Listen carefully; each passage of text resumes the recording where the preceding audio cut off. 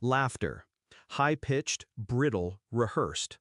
I stood 5 feet from the entrance to my hotel and watched 6 overdressed women block the revolving door like they owned it. Their stilettos scraped against imported marble I'd selected myself.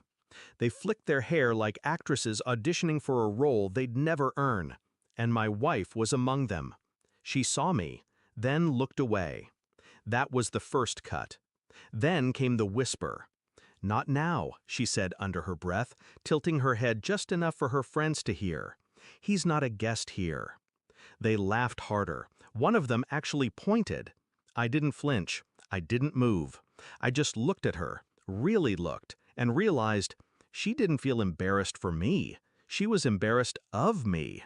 That was the second cut. The rest came later. Her tone had changed lately. Small things. Dismissive comments at dinner. A delayed kiss. A strange new fixation on image. Hers, mine, ours. But tonight confirmed something deeper. They thought I was beneath them, and she let them. There had been signs. The way she talked about her influencer circle. The way she avoided introducing me at events. The time I overheard her on the phone with her mother. He's modest, practical. Let's just say the hotel isn't technically his. It's complicated. It wasn't complicated. It was mine. I built it from the dirt up. Took risks when no one else would. Furnished it, staffed it, guarded it. And now I stood outside it, being laughed at like I didn't belong, by the woman who said she loved me. That was the third cut, deepest yet. I didn't go inside, not then. I walked the block, twice. Let the storm settle behind my eyes. Let the mask slide back on. When I returned, I entered through the service door. My security chief was waiting, already called by front desk, likely confused. He asked if everything was okay. I nodded once. "Run the guest list for tonight," I said. "Every name, every room." He didn't ask why. I went to my office. Top floor, soundproofed, cold. Opened the database. She wasn't listed under our suite. She'd booked another room, under her maiden name, with a second guest. The name? Unregistered. I sat there staring at it. The lights above buzzed faintly. There's a moment between betrayal and reaction, where silence screams louder than confrontation. I stayed in that moment. Let it carve me clean. Then I picked up the phone. "Tell me everything." That was all I said. My security chief is ex-military, discreet, surgical. Within the hour, I had what I needed. Photos, entry logs, elevator access records, room service orders. She hadn't just come here with friends. She'd come here with him.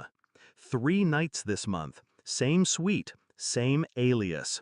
Her lies weren't impulsive. They were structured. She didn't just want status. She wanted distance. From me, from my name, from my shadow. She wasn't embarrassed that I couldn't get in. She was hiding the fact that I owned it all. And that made her feel small. Unbearably small. I asked the concierge to send champagne to their table. Vintage, my personal label. She hated the taste. The note read, "For the lady who knows how to make an entrance, from the man who built the doors." I watched from the security feed. They read it aloud, laughed, confused, until my security chief walked in, earpiece in, dressed in black. He leaned in, whispered something to my wife. Her face dropped like a curtain falling on an unfinished play. "What did you tell her?" I asked later. He shrugged, said the owner would like to remind her she left her dignity upstairs. That was enough. She stormed to the front desk, demanded to speak to the manager. They referred her to me. She never came up. She knew I'd be waiting, with facts, with silence, with nothing left to offer her but an exit. She left that night, didn't pack, didn't ask questions, just slipped away like a shadow that had outlived its light. The suite she'd booked was deactivated, the room charges voided. The man she brought? Flagged. No press, no scandal, just quiet, surgical erasure. I sat alone in the rooftop bar, lights of the city blinking like distant warnings. I didn't feel rage, just clarity. She wasn't mine, not really.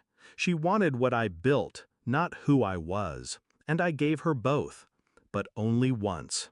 They blocked the entrance thinking I didn't belong, never realizing I built the world they were dying to be seen in.